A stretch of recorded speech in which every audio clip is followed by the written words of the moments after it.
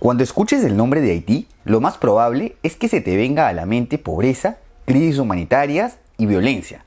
Pues a decir verdad, analizando la historia de este país, los momentos de prosperidad y estabilidad son prácticamente nulos. ¿Por qué este sufrido país nos trae a la mente tan nefastos pensamientos? ¿Te interesa conocer su historia? Dale, entonces quédate hasta el final del video.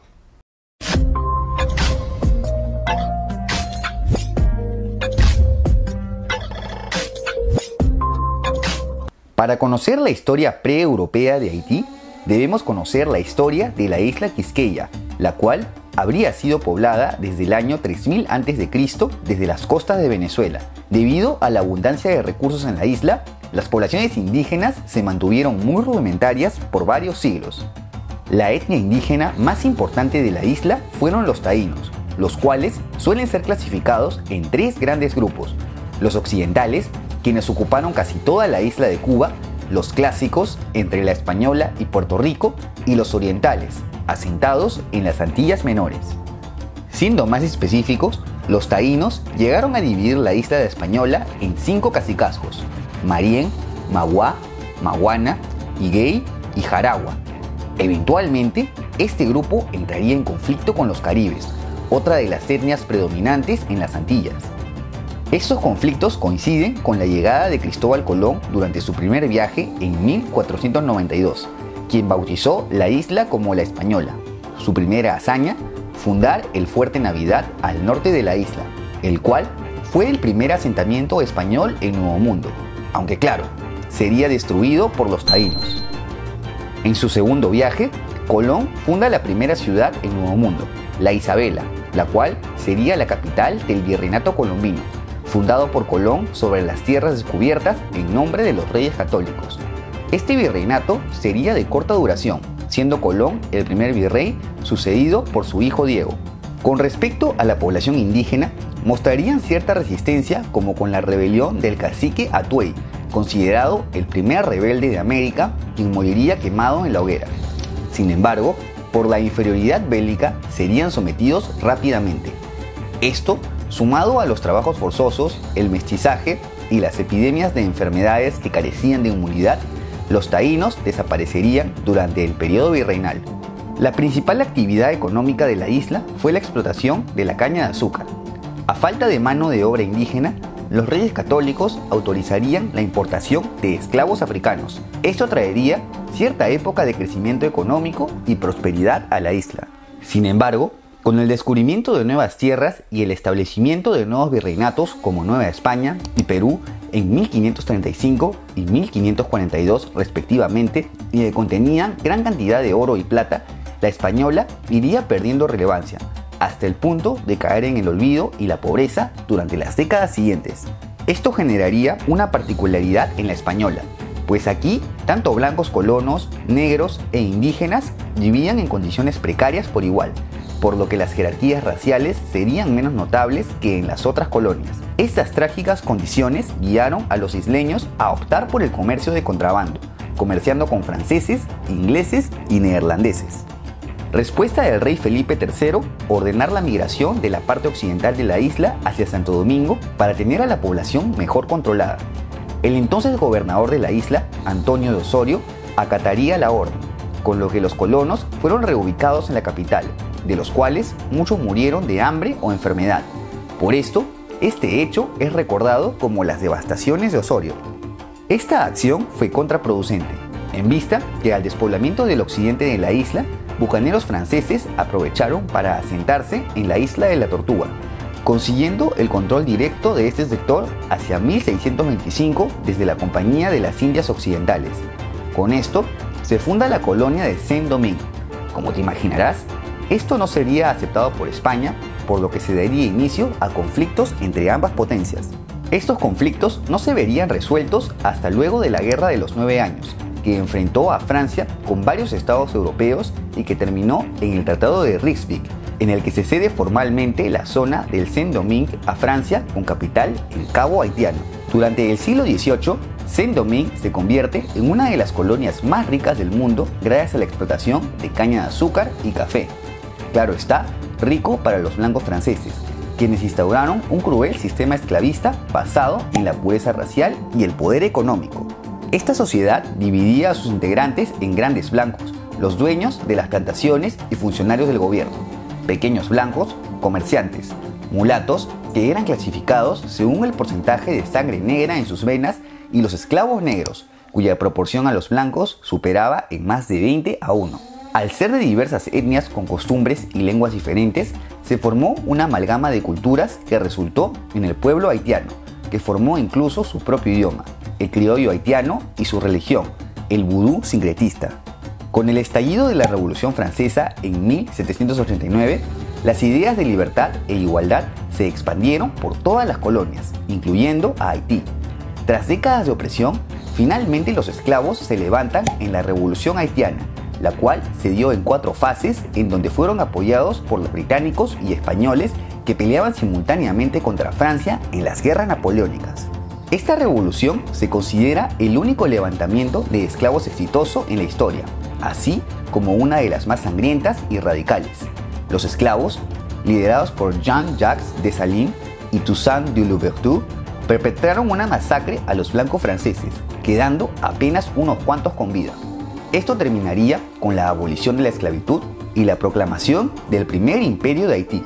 Este efímero imperio estuvo gobernado por Dessalines, quien se proclamó como Jacques I. El nuevo emperador redactaría una constitución que prohibía a la reducida población blanca a poseer bienes en el imperio. También destaca una invasión a la parte occidental de la isla, en la que se acabó con la vida de unos 10.000 dominicanos. A la postre, esta es retomada por los españoles. A 2 años de su coronación, Jacques es traicionado y asesinado por 2 miembros de su administración, Alexandre Pétion y Henri Christophe. Ambos funcionarios se repartirían el país en 2. Christophe ocuparía la parte norte del país, conocida como el Estado de Haití, mientras que Pétion presidiría la parte sur, a la que denominó como República de Haití. La parte norte sería convertida en un reino en 1811, proclamándose Christophe como Henri I. El gobierno del sur de Pétion se caracterizó por el apoyo en armas a Simón Bolívar a cambio de la abolición de la esclavitud, convencido que la independencia de toda América garantizaría la de Haití. A su muerte, en 1818, sería sucedido por otro caudillo de la revolución, Jean-Pierre Boyer. Boyer aprovechó la inestabilidad del Reino del Norte ante el suicidio de Henri I para reunificar el país hacia 1820. Y es que Boyer será recordado por no solo conformarse con la reunificación de Haití, sino que emprendería la invasión del recientemente independizado Haití español, actual República Dominicana, que se habría convertido en un estado asociado a la Gran Colombia. La anexión se daría sin mucha resistencia, en vista que un pueblo con un sistema esclavista parecido al haitiano cedería fácilmente a quedar bajo soberanía de un país de esclavos libertos. Durante sus primeros años republicanos, el esplendor de Haití se iría opacando poco a poco. Francia pediría una alta indemnización por las pérdidas durante la Revolución Haitiana, para así reconocer su independencia, que generó una deuda que terminó siendo pagada luego de décadas. Por su parte, Estados Unidos, quien consideraba a una nación gobernada por ex-esclavos como una amenaza para su sistema esclavista, estableció un bloqueo económico.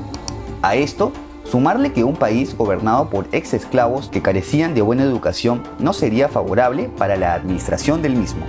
Ante una severa crisis económica en 1837 y la creciente deuda externa con Francia, Boyer sería depuesto en la revuelta militar de 1843, tras la que se exilió en Francia. Esto coincide con el inicio de la Guerra de Independencia de la parte oriental, iniciada desde 1844 ante el creciente sentimiento nacionalista dominicano. La independencia se concreta en 1856. Haití entraría en una constante inestabilidad política que incluyó diversos golpes de Estado hasta la llegada al poder de Faustin Soulonge en 1847, quien al cabo de 2 años proclamaría el segundo imperio de Haití bajo el nombre de Faustino I. Este periodo se caracterizó por varios intentos de retomar el territorio de República Dominicana sin éxito. Asimismo, fue un régimen autoritario en el que Faustino creó una nobleza haitiana y se rodeó de una lujosa corte, aunque por otro lado, La crisis económica, aún no subsanada, trajo altos índices de pobreza que derivaron en constantes insurrecciones ante el nuevo régimen imperial. La más trascendente de ellas, la de Fabre-Quefard, quien conseguiría derrocar a Faustino y restablecer la República en 1859. El resto del siglo se caracterizó por el autoritarismo y la inestabilidad política. Esto incluyó una gran cantidad de rebeliones y golpes de Estado que, como te imaginarás, no contribuyeron a la mejora de la economía haitiana. Por otro lado, también acaecieron algunos acontecimientos alentadores, como el reconocimiento de Estados Unidos como nación durante el gobierno de Abraham Lincoln, presidente que abolió la esclavitud en su país. Aunque claro, esto significaría el inicio de diversas concesiones de empresas estadounidenses en Haití e incluso la compra de parte de las acciones del Banco Central haitiano por parte del Citibank. A la influencia estadounidense se suma la alemana. A pesar que la comunidad germana era pequeña en Haití, poseía un poder económico bastante alto, controlando hasta el 80% del comercio del país. Esto, sumado a la constante inestabilidad, llevaron al presidente Woodrow Wilson a tomar la decisión de invadir militarmente el país para proteger los intereses comerciales de las empresas estadounidenses. Si bien esta ocupación mejoraría considerablemente la infraestructura del país, así como el crecimiento económico, también generó la centralización del poder en Puerto Príncipe, así como un incremento de la desigualdad entre las clases sociales.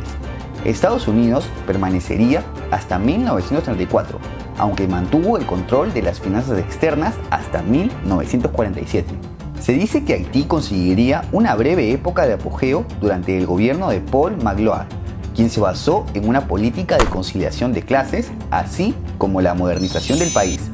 Sin embargo, Magloire dimitiría ante las presiones de disidentes políticos y tras un nuevo periodo de inestabilidad, llega al poder el dictador François Duvalier. Duvalier, conocido como Papa Doc, instauraría un régimen autoritario en el que modificó la constitución para proclamarse como presidente vitalicio, además de establecer una dura represión en la que se eliminó a sus adversarios políticos. Las cifras de muerte durante su régimen se estiman en millares.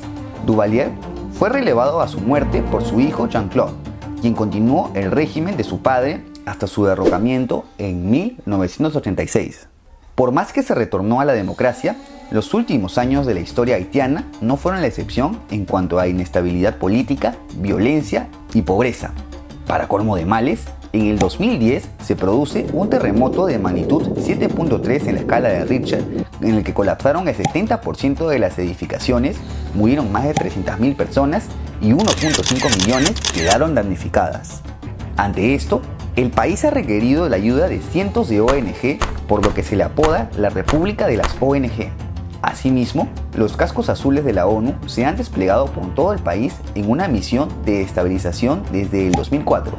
A la fecha, diversos medios lo consideran como un estado fallido. Bueno, razones no les faltan. ¿Y tú qué opinas? ¿Te parece que existe alguna luz de esperanza para el desventurado pueblo haitiano? No te olvides de dejar tu comentario y si te ha gustado este video, apóyame con un like y suscríbete a mi canal. También puedes seguirme en mis redes y si te interesa apoyar este proyecto, cualquier donación en Patreon será bienvenida. ¡Hasta la próxima!